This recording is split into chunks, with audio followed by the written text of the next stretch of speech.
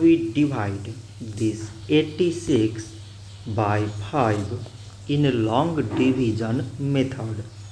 So 5 times 1 is 5. On subtracting we get 3. So now we put down this 6 and it is 36. 5 times 7 is 35. On subtracting we get 1. So now there is no other number to put it down.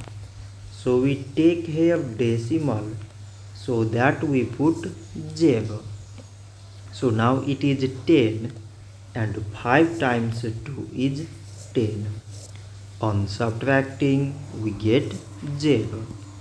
So 86 divided by 5 is 17 decimal 2.